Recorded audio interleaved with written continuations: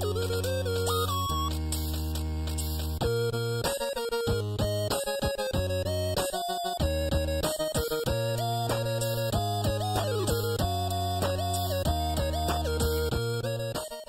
à toutes, salut à tous, bienvenue sur Comics Party, j'espère que vous vous portez bien. En tout cas, je suis très heureux de vous retrouver aujourd'hui pour une toute nouvelle émission avec un numéro hors série et la première partie du guide du super-héros.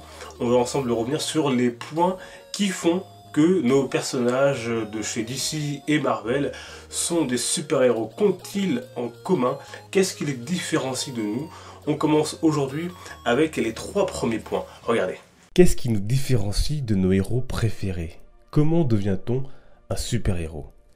C'est à ces questions que nous allons tenter de répondre en analysant les facteurs communs qui font l'essence des personnages DC et Marvel.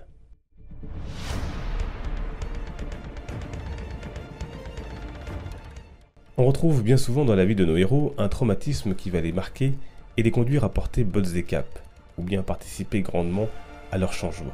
Ce dernier se produit souvent durant l'enfance et conduit le plus souvent à la mort d'un ou des 2 parents. Prenons pour commencer l'exemple de Superman. Ce dernier est séparé de ses parents qu'il envoie sur Terre et qui meurent dans l'implosion de sa planète natale, Krypton. Sur Terre, le jeune Clark Kent doit alors grandir loin de ces derniers.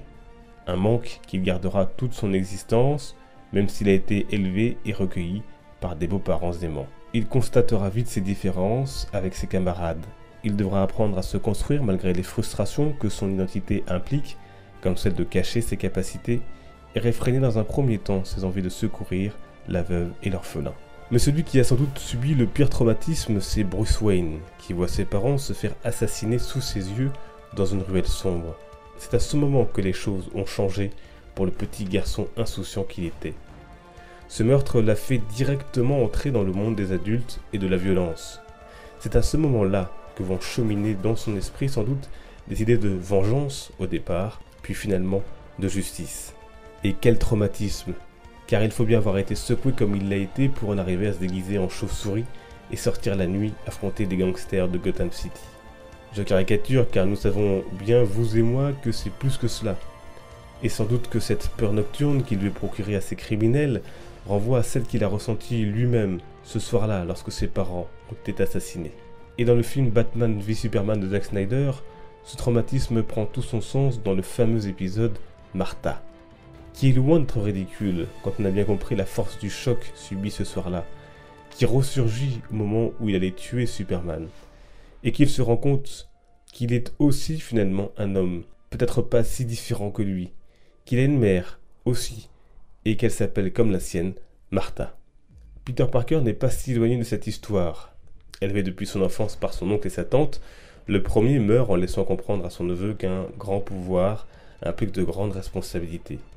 Une mort d'autant plus marquante que Peter se sentira longtemps responsable de ce drame.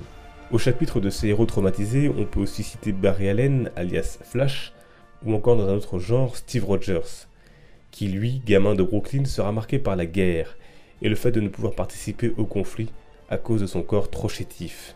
Et c'est cette frustration, là encore, qui va l'emmener à toujours se dépasser et à être courageux.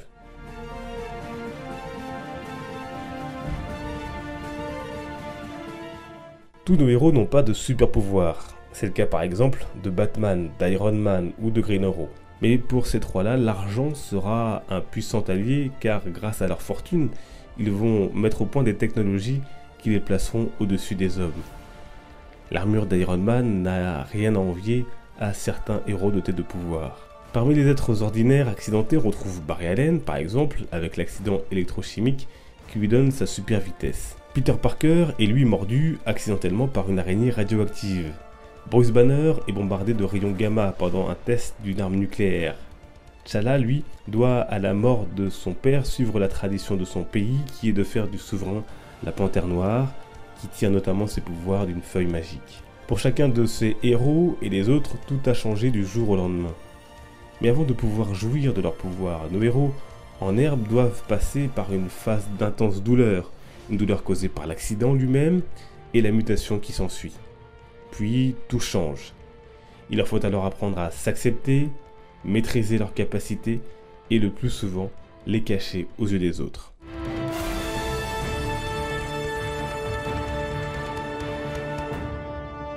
Et pour cacher leur véritable nature à nos yeux de simples mortels, les héros ont le plus souvent recours à une double identité. Superman, lui, par exemple, est Clark Kent. La seule différence, une paire de lunettes et une autre coiffure. Et pourtant, personne ne le reconnaît. C'est en réalité un contrat de base passé avec le lecteur.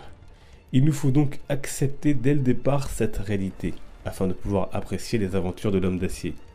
Car si l'on part du principe que ce n'est pas réaliste, alors on ne pourra être réceptif à ce que l'auteur veut nous raconter. Et puis en réfléchissant bien, on aurait nous-mêmes sûrement du mal à croire qu'une personne que nous côtoyons au quotidien, que nous avons sous les yeux tous les jours, puisse en réalité être un super-héros. Surtout si celle-ci est aussi distraite que Clark Kent.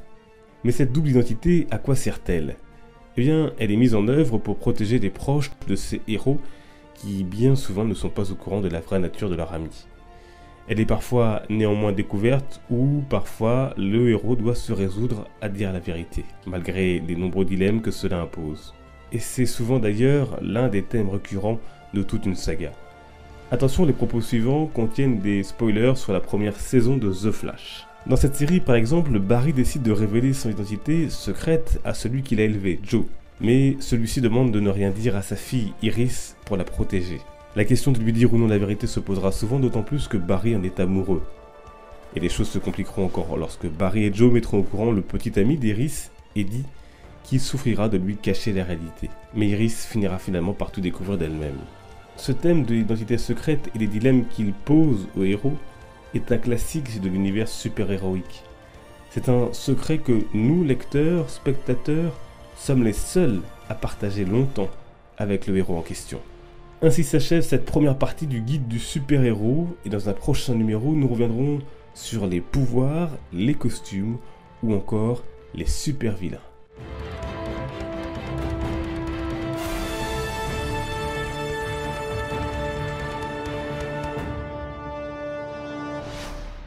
Et donc prochainement la suite, on peut discuter de ces 3 premiers points ensemble dans les commentaires. On se retrouve pour une prochaine vidéo, mercredi et dimanche prochain. Entre temps, on se retrouve à la Comic Con de Paris, samedi. Pour échanger, discuter comme d'habitude, on se retrouve sur les réseaux sociaux, Facebook, Twitter, Instagram. Vous connaissez la démarche, les liens sont dans la description. Et je vous y attends comme toujours avec grand plaisir pour discuter. N'hésitez pas à partager la vidéo, à vous abonner pour suivre le reste des vidéos si vous le souhaitez. On se retrouve donc très bientôt. Merci de votre grande fidélité, les comics sont une fête. Ciao.